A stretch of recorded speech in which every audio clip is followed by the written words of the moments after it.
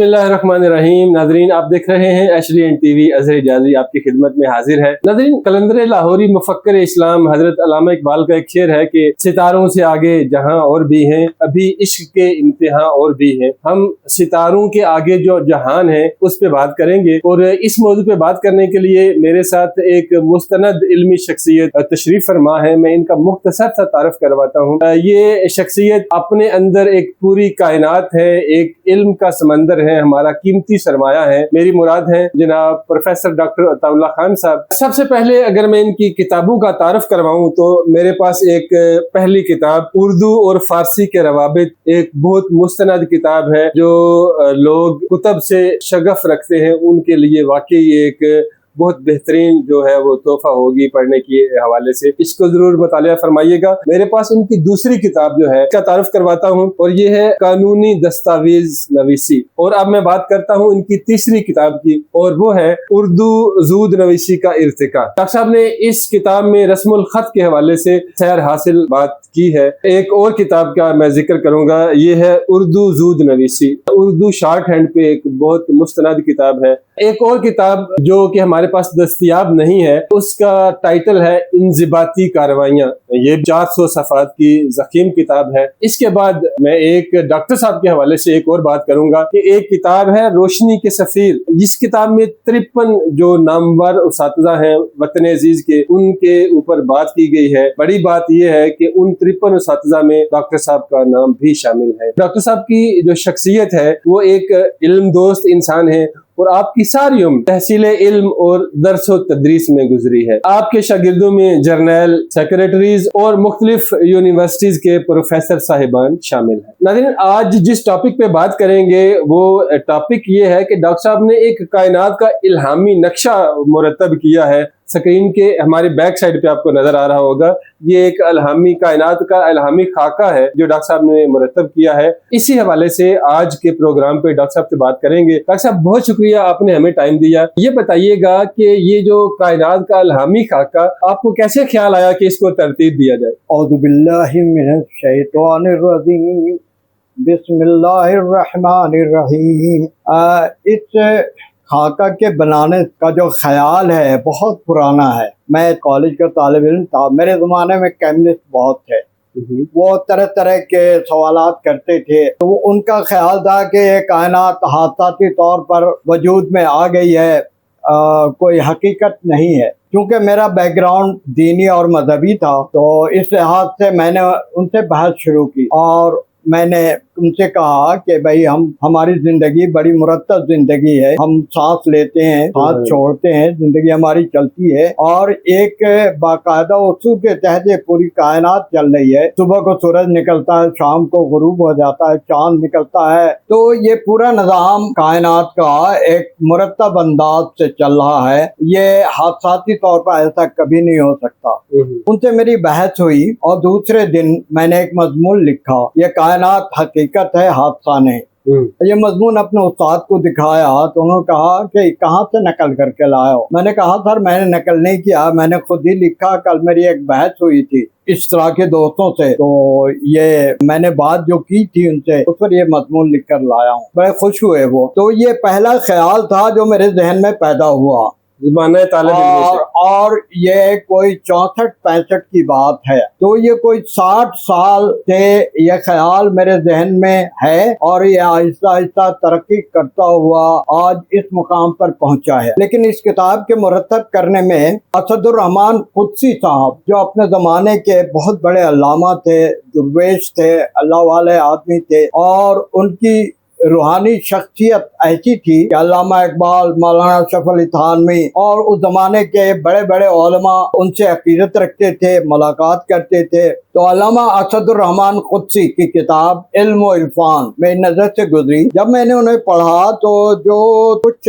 तखय्युलात थे, ख्यालात थे, मेराज का वाक़या मेरी नज़रों के सामने, कुछ मुताला भी था मेरा, उसको मैंने समझा भी था। उनकी किताब से ये ख्याल बिल्कुल वाज़ेह होकर मेरे जहन में आया कि ये कायनात कितने तबक में मौजूद है। ज़ाहिरी तौर पर तो हम ये देखते हैं कि ये कायनात जो हमारे सामने नजर आती है, उसमें चांद है, सूरज है, कुछ सितारे हैं, और सामने जहाँ तक नजर हमारी काम करती है हम कुछ चीजें देख लेते हैं। अलबत्ता दौरे हाजिर में जदीद दूरबीनों से हमने कायनात का जो मुताला शुरू किया है, खासकर जेम्स टेलीस्कोप, ये एक जदीद दूरबीन है जिसने कायनात की ऐसी ऐसी बातों का इंकशाफ किया है कि अब साइंस के जो पुराने नजरियात हैं वो बदलते जा रहे हैं और अब नए नजरियात कायम हो रहे हैं। और मेरा अपना ख्याल है कि नए नजरियात जो है वो इस्लाम ने जो कायनात का तस्वुर दिया है उसके करीब होते जा रहे हैं। अब ये कायनात का छोटा सा मंजर मैं आपको पेश करता हूँ। हमारी जमीन से सूरज 9 करोड़ 30 लाख मील दूर है और सैकड़ों गुना हमसे बड़ा है और इसके गिर्द कुछ सैयारे गर्दिश कर रहे हैं। ये निजाम शमसी है, एक छोटा सा, इस कायनात के अंदर इसे एक जर्रा समझे आप। पूरा निजाम शमसी को एक जर्रा जी पूरा निजाम शमसी एक जर्रा है। इसका अंदाजा ऐसे कीजिए कि अरबों कहकशाएं हैं इस कायनात में, उसका एक कहकशा है मिल्की वे। उस मिल्की वे में तकरीबन 2 बिलियन सितारे मौजूद हैं और एक एक सितारा जो हमारे सूरज से भी सैकड़ों और लाखों गुना बड़ा है। इतने बड़े बड़े सितारे हैं इस कायनात में और इस कायनात का अंदाजा हम नहीं कर सकते। सिर्फ मिल्की वे में तकरीबन 2 बिलियन सितारे मौजूद हैं जदीद तहकीकात के मुताबिक, और ये एक कहकशां है। इस तरह के अरबों कहकशाएं मौजूद है इस कायनात में। ये कायनात कितनी वसी है, कितनी बड़ी है, ये हमारा जहन नहीं काम कर सकता, समझने से कासिर है और हमारे ख्याल में तस्वुर में कायनात आ नहीं सकता। जब ये कायनात हमारे तस्वुर में नहीं आ सकती है तो ये इसका खालिक कैसे हमारे तस्वुर में आ सकता है? इसका खालिक इतना बड़ा है, हम कहते हैं अल्लाहु अकबर, अल्लाह सबसे बड़ा, इस कायनात में सबसे बड़ा है। तो ये तस्वुर मेरे जहन में अल्लामा असदुर रहमान कुद्सी रहमतुल्लाह अलैह, जिनका आस्थाने कुद्सी मौजूद है भौन में, चकवाल, ठीक है, चकवाल के इलाके में भौन एक जगह है, वहाँ इनका आस्थाना मौजूद है और लोग आते हैं फैज़ हासिल करते हैं। अच्छा सर, ये जो आपने आसमान, सिदरा, अर्श, आमा और फिर एक रूहानी आलम, मादी आलम, नूरी आलम, इसके माखज कहाँ से तलाश किए? और इसका ये तमाम बातें हैं कुरान और हदीस में मौजूद हैं।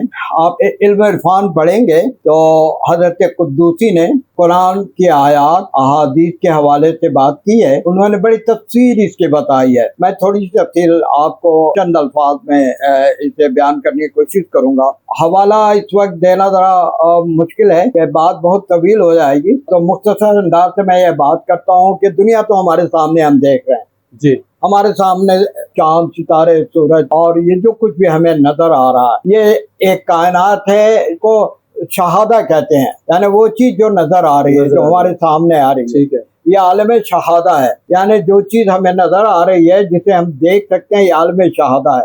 इसके अलावा एक और आलम है, उसको आलम गैब कहते हैं। आलम गैब में बहुत सारी चीजें, हमारा जिस्म है, हमारे जिस्म के अंदर बहुत सारी चीजें हैं, दिल है, फेफड़ा है, गुर्दा है, जिगर है और बहुत सारे जो है ना छोटे छोटे जो है ना इसमें कल पुर्जे लगे हुए हैं जिसमें जो हमें नजर तो नहीं आते, अपना काम कर रहे हैं। और अरबों खरबों छोटे छोटे खुलियात हैं, सेल हैं, बहुत छोटे छोटे बारीक, जिनको खुदबीन से देखा जाता है। तो वो जो चीज हमें नजर आ सकती है उससे अरबों और करोड़ गुना छोटी छोटी अजसाम हमारे जिस्म में काम कर रहे हैं, और वो इस तरह काम कर रहे हैं कि हमारी जिंदगी रवा दवा है। हमारे जो कुछ खाते हैं वो खून बनता है, जिसमें आता है, तवानाई बनती है, हरकत होती है, और ये सारा एक निजाम हमारे अंदर मौजूद है। ये बातिनी निजाम है, इसको आलम गैब कहते हैं। ठीक है, जो कुछ हम देख रहते हैं ये इसे हमारी शरीयत में मुल्क कहते हैं। मुल्क वो चीजें हैं, वो कुव्वतें हैं जो हमें नजर आ रही हैं। मलकूत वो कुव्वतें हैं जो नजर नहीं आ रही हैं, काम कर रही हैं, वो गैब में। गैब की कुव्वतों को मलकूत कहा जाता है। तो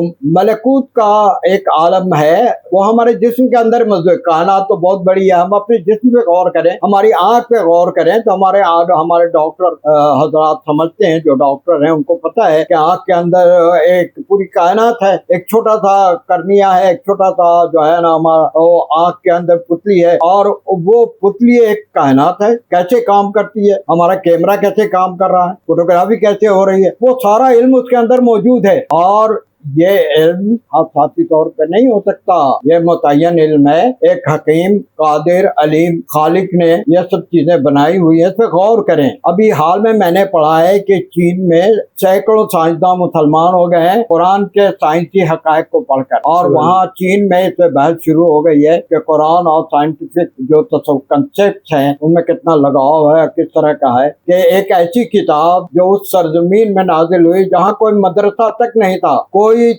چھوٹی موٹی دستگاہ بھی نہیں تھی، پڑھنے لکھنے کا کوئی نظام نہیں تھا، سفر ہی نہیں تھا، چند لوگ ہیں جو لکھنا پڑھنا جانتے تھے، چند لوگ تھے، وہ بھی حساب کتاب کوئی موجود نہیں تھی اس معاشرے میں۔ اس معاشرے میں پہلی کتاب قرآن مجید آئی ہے تحریری طور پر، ٹھیک ہے، تو اس معاشرے سے ایک کتاب آ رہی ہے، اور 1400 سال کی تمام تحقیقات کے باوجود بے شمار درسگاہیں، یونیورسٹی، کتابیں، اربوں خربوں کتابیں پڑھی ہوئی ہیں، اتنی تحقیق کے بعد بھی کوئی ایسی تحقیق نہیں ہے جو قرآن مجید کی کسی بات کو غلط ثابت کرے۔ اگر کسی کی کوئی غلطی ہوتی ہے تو سمجھ کی غلطی ہوتی ہے، ترجمے کی غلطی ہوتی ہے۔ قرآن مجید میں جو الفاظ استعمال کیے ہیں اس کے معنی مفہوم کے سمجھنے میں غلطی ہو سکتی ہے، اور ورنہ اس کے حقائق ظاہر ہیں۔ سب سے پہلے قرآن نے کہا یہ کائنات وسیع ہو رہی ہے، اور فرعون کی لاش محفوظ ہے، پانی سے زندگی بنی قرآن کہتا ہے، اور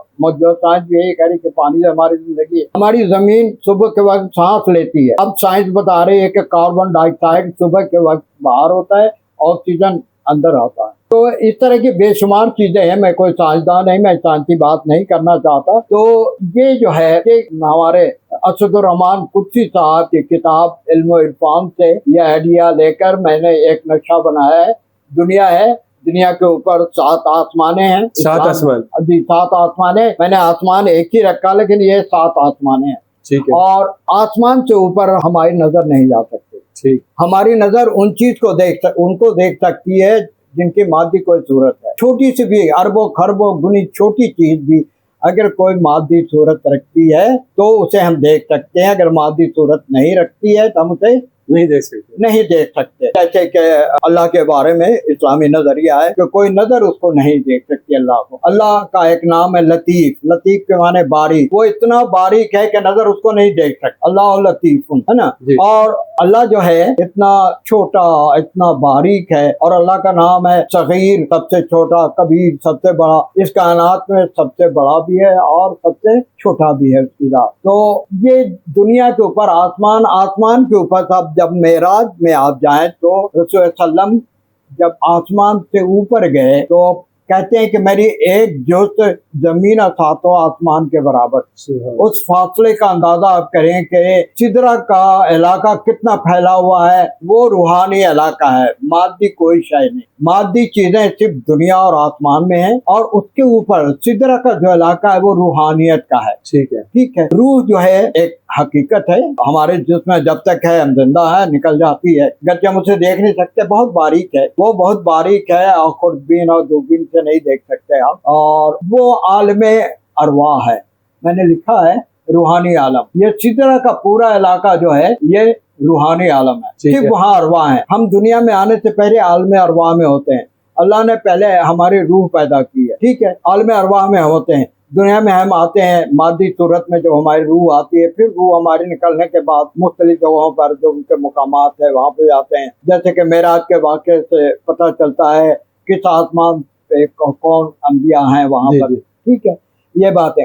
تو سدرہ جو ہے وہ عالم ارواح ہے، صرف روح ہے، نظر نہیں دیکھ سکتی، دوربینیں خودبینیں جہاں تک دیکھ سکتی ہیں وہ مادی اشیاء ہیں، یا آسمان تک ان کی نظر، آسمان سے اوپر جو ہے وہ صرف روحانی عالم ہے، اس کے اوپر عرش ہے۔ عرش کے بارے میں قرآن میں ہے کہ یہ پانی پر تھا، زندگی پانی سے ہے، تو روح بھی پانی سے ہے، پانی اور نور کے ملنے سے روح کی تخلیق، ہاں روح بنتی ہے، اور اس سے جو ہے یہ میں کوئی حوالہ نہیں دے سکتا، میری اپنی ذاتی رائے ہے، اور اس پر میں اصرار نہیں کروں گا، آپ مانتے ہیں تو ٹھیک ہے، نہیں مانتے ہیں تو میری اپنی ذاتی رائے ہے کہ تو اللہ کا حکم ہے، لیکن اللہ کے حکم میں بھی کچھ باتیں ہو سکتی ہیں، کہ جیسے اللہ نے نور کو بنایا، نور سے فرشتے بنائے، پھر ارواح بنائے، ارواح سے بہت سارے جاندار بنائے، ٹھیک ہے، یہ اللہ کی تخلیق ہے۔ تو اس تخلیق کے تحت یہ کائنات بنی ہے۔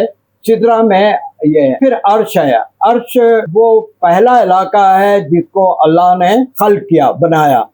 عرش کو سب سے پہلے بنایا، اور نور، سب سے پہلے اللہ نے نور اور ظلمت، دو چیزیں، روشنی اور تاریکی۔ اب سائنس میں بڑی بحثیں ہیں لائٹ پر اور ڈارکنیس پر، اندھیرے ظلمت پر اور روشنی پر، نور پہ بہت بحثیں ہیں سائنس کی دنیا جو، میں چونکہ سائنسدان نہیں میں اس لیے میں اس پہ بات نہیں کر سکتا۔ تو عرش جو ہے یہ خالص نور سے بنا ہوا ہے، اور نوری فرشتے ہیں جو اس کو سنبھالے وہ چلا رہے ہیں، اور اس کے اوپر اللہ ہے۔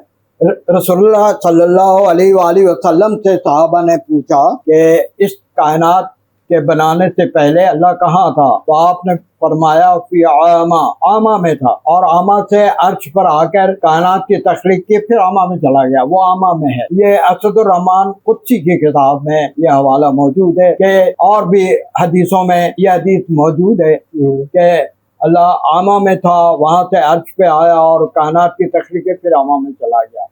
تو یہ وہ بہت باریک ہے، کوئی آنکھ نہیں دیکھ سکتی، کوئی دوربین خودبین نہیں دیکھ سکتی وہ ہے۔ اور اللہ نے محیط کیا ہوا نا پوری کائنات کو، تو آپ نے دیکھیا میں نے عامہ جو بنایا نا یہ گھیرے ہوا، اس نے پوری کائنات کو محیط کیا ہوا، اور اس کے نیچے عرش ہے۔ ابن خلدون نے بھی لکھا ہے ایک جگہ کہ عرش نے بھی کائنات کو محیط کیا ہوا ہے۔ اب ہم یہ دکھا رہے ہیں نا گھیرے ہوئے چاروں طرف، تو اللہ نے پوری کائنات کو محیط کیا ہوا ہے، گھیرے ہوا ہے، عرش نے گھیرا ہوا ہے۔ پھر اسی طرح نے نیچے ہم زمین پر ہے، زمین کے اوپر آپ کو پتا ہے کہ آسمان چاروں طرف ہے، آسمان نے ہمیں گھیرا ہوا ہے، آسمان کو سدرہ نے گھیرا ہوا ہے، سدرے کو عرش نے گھیرا ہوا ہے، عرش کے اوپر اللہ ہے، اور اللہ وہاں سے اپنا امر عرش پہ پہلے نازل کرتا ہے، اور عرش کے فرشتے اس کو سدرہ کے جو فرشتے ہیں ان کو جو ہے نا وہ بھیجتے ہیں۔ سدرہ کے جو سردار ہے وہ حضرت جبرائیل ہے۔ حضرت جبرائیل روحانی عالم کے سربراہ ہیں، لیکن وہ اوپر عرش پہ نہیں جا سکتے، ٹھیک ہے، یہ نیچے تو آ سکتے ہیں، اوپر نہیں جا سکتے، ٹھیک ہے۔ یہ اچھا، اسد الرحمان قدسی نے فرشتوں کے بارے میں بات کی ہے، انہوں نے کہا ہے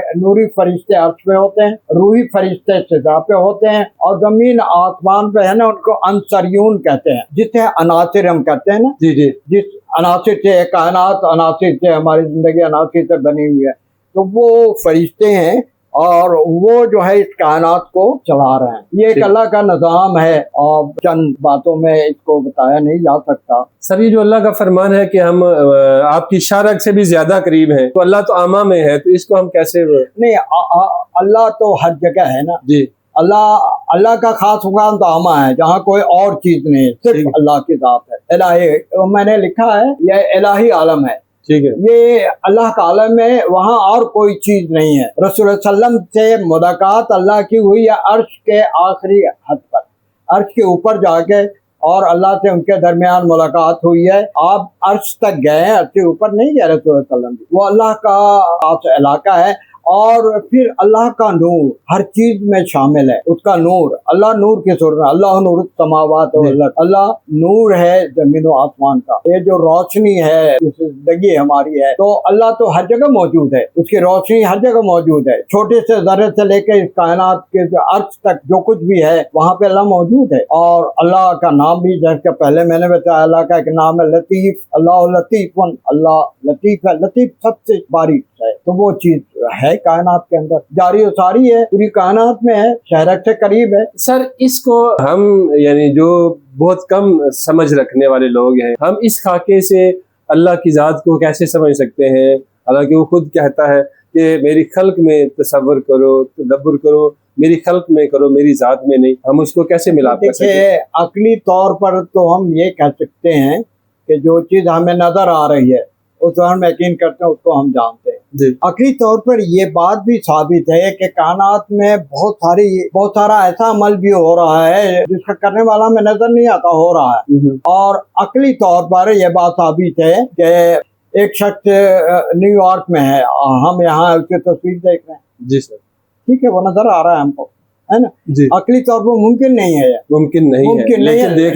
لیکن حقیقت ہے یہ، اور سائنسی طور پہ یہ ثابت ہے۔ تو دیکھیے ذہن کئی طرح کا ہوتا ہے، ایک ذہن معمولی ذہن ہوتا ہے، ایک تھوڑا سا اوسط درجے کا ہوتا ہے، غیر معمولی ہوتا ہے۔ تو یہ سب عام آدمی کے لیے نہیں ہے، یہ کائنات کا جو تصور کیا گیا ہے یہ ان لوگوں کے لیے ہے جو کائنات کے بارے میں غور و فکر کرتے ہیں، سوچتے رہتے ہیں، سائنسداں ہیں، जो जिनकी जस्तजू है कि हम इस कायनात के बारे में मालूम करें कि कायनात है क्या, ये कायनात कैसे चल रही है, ये उनके लिए एक, अभी तो हमारा कंसेप्ट ये है कि ये जमीन है, कहकशां है, अरबों कहकशां है, बस ये कायनात खत्म, इसके आगे कुछ नहीं है। लेकिन नहीं, इस्लाम में हमें बताया गया इसके ऊपर भी है, इसके ऊपर सिदरा है। तो सल्लम के मेराज के वाक़े से ये बात साबित होती है कि आप सातों आसमान के ऊपर गए और वो बड़ा तवील सफर है उनका। उसके बाद सिदरा, सिदरुल मुंतहा, सिदरा की आखिरी हद, मुंतहा पे पहुंचे आप तो हजरत जिब्राइल अलैहिस्सलाम ने कहा कि मैं अब आगे नहीं जा सकता, ठीक है अब आप अकेले जाए। ठीक, ऊपर आप गए,